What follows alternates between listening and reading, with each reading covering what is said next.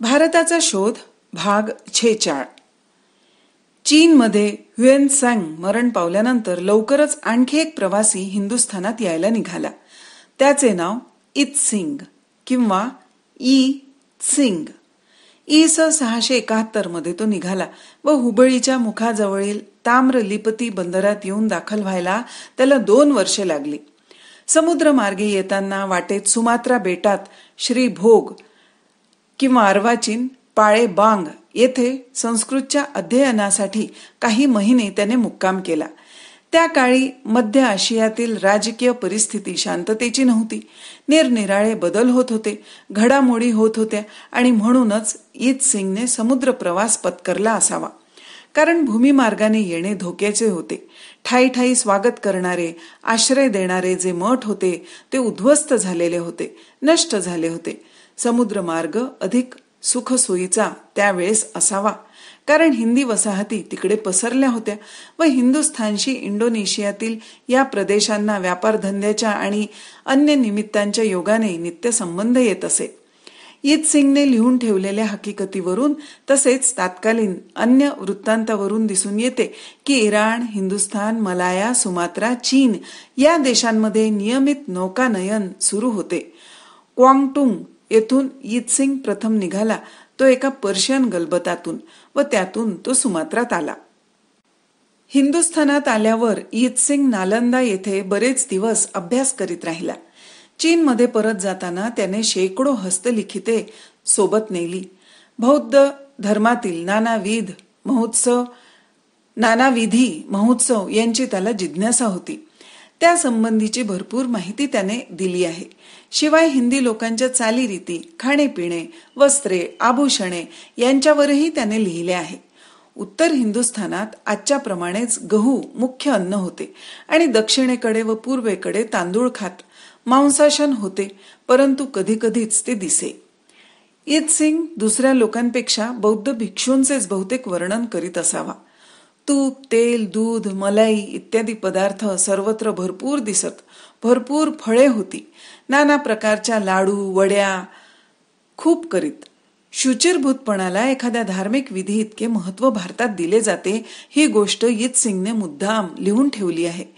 तो म्हणतो, आर्य देश म्हणजे पंचप्रदेशांचा हिंदुस्थान आणि इतर देश यांच्यातील सर्वात मुख्य फरक कोणता असेल तर तो हा की ते पवित्र अपवित्र, शुद्ध अशुद्ध, चांगले व खरकटे हा भेद पाळतात. चीनमध्ये जसे एका जेवणातून उरलेले अन्न पुढे केव्हा तरी खाण्याकरिता जतन करून ठेवतात, तसे आर्य देशात मुळीच चालत नाही. ते त्यांच्या नियमाप्रमाणे निषिद्ध, खरकटे मानले जाते. इत्सिंग हिंदुस्थानचा पश्चिमेकडील देश म्हणजे सी फँग असा सामान्यतः उल्लेख करतो, परंतु या देशाला आर्य देश असे म्हणतात असे तो सांगतो. या पश्चिम देशाला आर्य देश असे नाव आहे. आर्य म्हणजे थोर, देश म्हणजे भूमीचा विस्तार. या पश्चिम देशाला असे नाव पडण्याचे कारण थोर लोक पुन्हा पुन्हा या भूमीत जन्माला येतात, त्यामुळे या नावाने या देशाची महती वर्णन करण्यात येते. या देशाला मध्य देश अशी ही संज्ञा आहे, कारण शेकडो असंख्य देशांचे हा देश म्हणजे केंद्र आहे. हे नावही सर्वांच्या परिचयाचे आहे. उत्तरेकडील जमातीत हा थोर देशाला, आर्य देशाला हिंदू किंवा हिंतू असे म्हणतात. या जमाती म्हणजे हुण किंवा मोगल किंवा तुर्क. परंतु हे नाव सर्वसामान्य नाही. ते एका भाषेपुरते नाव आहे. त्याला विशेष अर्थ नाही. भारतातील लोकांना हे नाव माहीतही नाही. भारताला अत्यंत योग्य असे नाव आर्य देश हेच आहे. हिंदू या नावाचा इत्सिंगने केलेला उल्लेख मौजेचा आहे. तो म्हणतो, कोणी म्हणतात की इंदू म्हणजे चंद्र आणि चीनी लोकांनी भारतीयांना इंतू हे नाव जे दिले ते इंदूवरूनच दिले असावे, परंतु हे नाव काही सर्वसामान्य असे नाही. तसेच भारतीयांनी थोर अशा चौ देशाला चीन नाव दिले आहे, परंतु ते एक साधे नाव झाले. त्याने विशेष काही अर्थबोध होत नाही. कोरिया आणि अन्य देशांना असलेली संस्कृत नावे इत्सिंगने दिली आहेत. हिंदुस्थान आणि अनेक हिंदी गोष्टी ईद सिंगने जरी स्तुतीपात्र वाटत असल्या तरी त्याच्या हृदयात पहिले स्थान त्याच्या मातृभूमीलाच होते हे त्याने स्पष्ट दर्शविले आहे. हिंदुस्थान आर्य देश असेल तर चीन दिव्य भूमी आहे.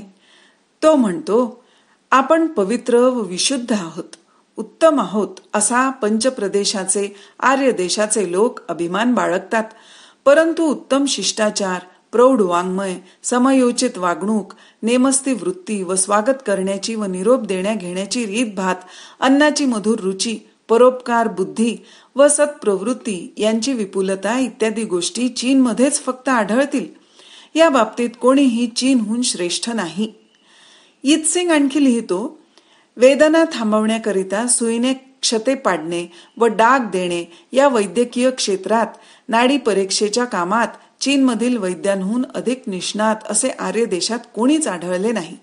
तसेच आयुष्यवर्धनाची, दीर्घ जीवनाची औषधे फक्त चीनमध्येच आहेत.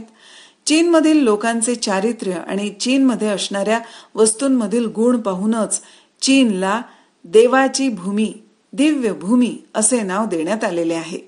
हिंदुस्थानच्या 5ही भागात असा कोण आहे की जो चीनची स्तुती करीत नाही? जुन्या संस्कृतात चीनी सम्राटाला देवपुत्र ही संज्ञा दिलेली आहे. स्वर्गाचा पुत्र याचे ते बरोबर संस्कृत भाषांतर आहे. ईद सिंग स्वतः उत्तम संस्कृत पंडित होता. संस्कृत भाषेची स्तुती करून तो म्हणतो की उत्तरेकडे, दक्षिणेकडे, अनेक दूरच्या देशातही संस्कृत भाषेला मान आहे. तो लिहितो, दिव्य भूमीतील चीनी लोकांनी आणि दिव्य ज्ञानाचे माहेरघर जो आर्य देश, त्यातील लोकांनी संस्कृत भाषेचे खरे नियम अधिकाधिक शिकविण्याचे काम सुरू ठेवावे. भाषेचे खरे नियम सर्वांना नीट कळतील असे करण्याची कितीतरी जरुरी आहे. हे उतारे जे ताकाकुसू यांनी केलेल्या ईद सिंगच्या ग्रंथाच्या भाषांतरातील आहेत. हिंदुस्थान व मलाया येथील बौद्ध धर्माचे आचारात दिसलेले स्वरूप, त्याचा इतिहास हे ऑक्सफर्डने 1896 मध्ये प्रसिद्ध केलेले पुस्तक आहे. चीन देशात त्यावेळेस संस्कृतचा अभ्यास पुष्कळच होत असावा असे वाटते. चीनी भाषेत संस्कृत वर्ण विचार नेण्याची काही चीनी विद्वानांनी खटपट केली होती. टँग राजवटीच्या सुमारास शौवेन म्हणून एक भिक्षू होऊन गेला. तो असे प्रयत्न करणाऱ्यांपैकी एक होता. चीनी भाषेत अक्षर वर्णमाला करण्याचा त्याने उद्योग चालविला होता. हिंदुस्थानात बौद्ध धर्माला अवकळा आल्यावर हिंदुस्थान आणि चीन यांच्यामधील पांडित्याचा सांस्कृतिक व्यापार जवळजवळ थांबला. मधून मधून हिंदुस्थानातील बौद्ध धर्माची पवित्र तीर्थे पाहण्याला काही चीनी यात्रेकरू येत असत. परंतु 11व्या शतकात आणि नंतर हिंदुस्थानात राजकीय प्रक्षोभ होऊ लागले तेव्हा शेकडो बौद्ध भिक्षू हस्तलिखित ग्रंथांची गाठोडी घेऊन नेपाळात गेले आणि हिमालय ओलांडून ते पुढे तिबेटात गेले. जुन्या हिंदी वाङ्मयाचा बराचसा भाग अशा रीतीने तिबेटात आणि चीनमध्ये गेला आणि अलीकडे संशोधकांना ते वाङ्मय काही मूळ स्वरूपात तर काही भाषांतरित असे उपलब्ध झाले आहे.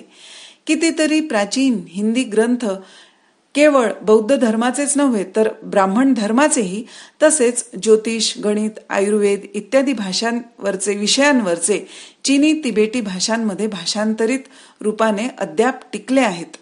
चीनमधील सुंग पाओ ग्रंथालयात असे जवळजवळ 8000 ग्रंथ आहेत आणि तिबेट तर भरलेला आहे.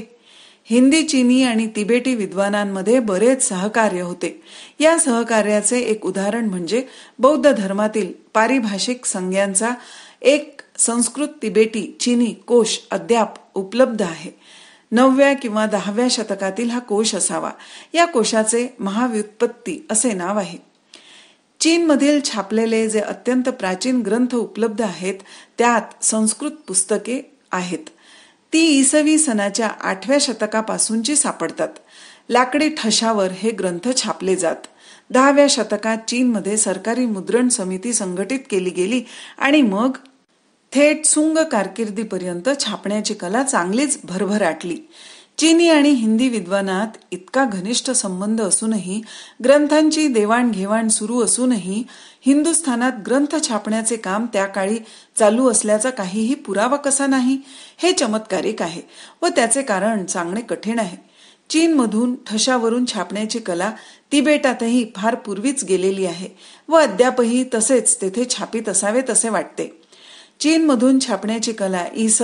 1260 ते 1268 या काळातील युआन राजवटीत युरोपात प्रथम जर्मनीत गेली आणि तेथून 15व्या शतकात इतर देशात ती पसरली. हिंदुस्थानात अफगाण किंवा मोगल राजवट असतानाही मधून मधून चीन व हिंदुस्थान यांच्यामध्ये राजकीय कारस्थानाचे संबंध दिसून येतात. मोहम्मद तुघलक इ.स. 1326 ते 71 हा दिल्लीचा सुलतान असताना याने इब्न बतुता या विख्यात अरब प्रवाशाला आपला वकील म्हणून चीनला पाठविले होते.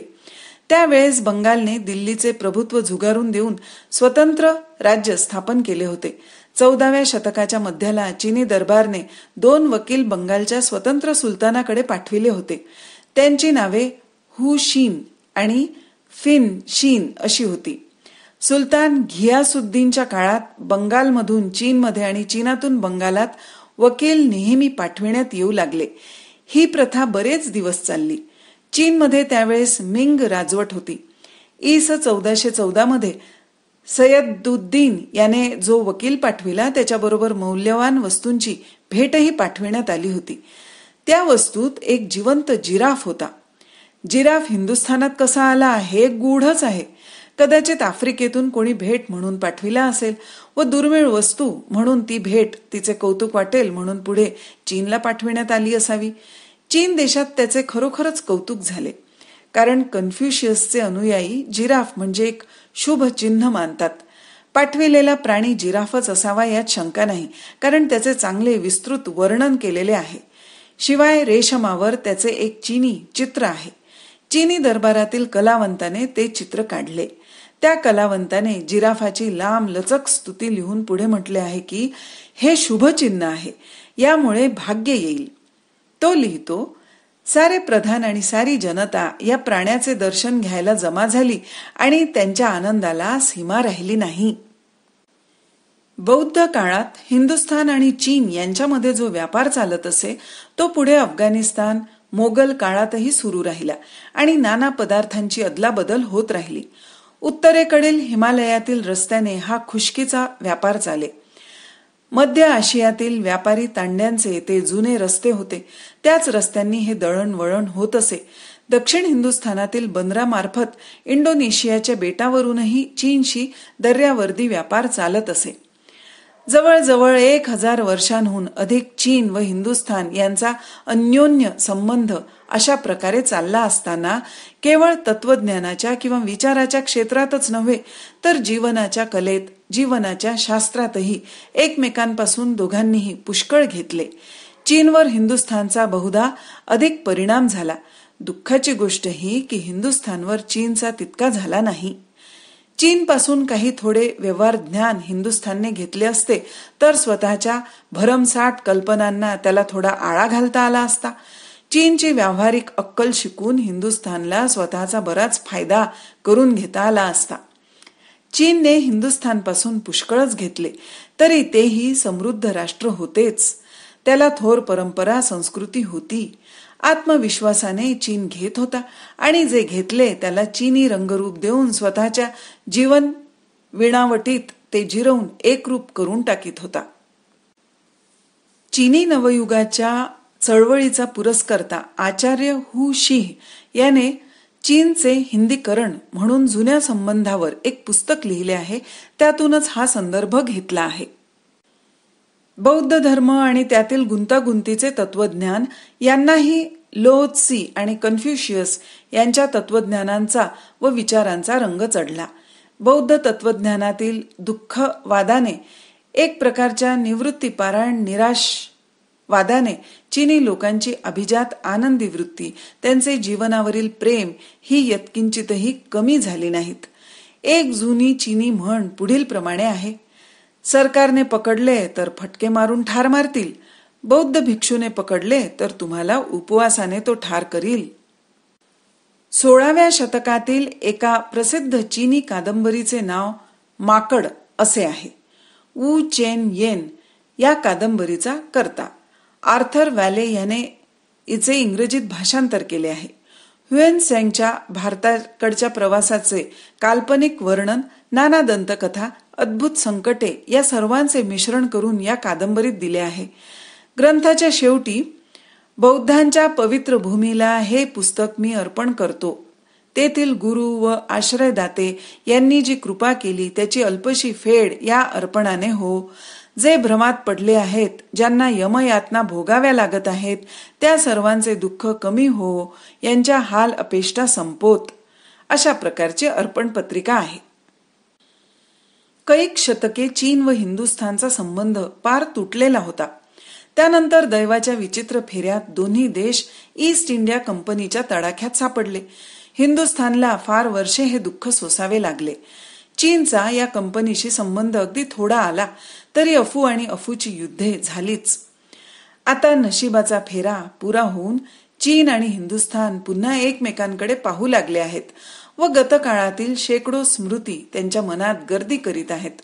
नवीन काळातील नवीन यात्रेकरू या देशांमध्ये आडवे पडलेले पर्वत ओलांडून किंवा विमानाने खाली घालून एकमेकांना धीर देता देता नवे वळण पाडित आहेत व दोन्ही देशांमध्ये नवे संबंध जोडून अखंड स्नेह वाढवित आहेत.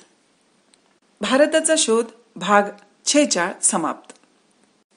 भारताचा शोध भाग 46.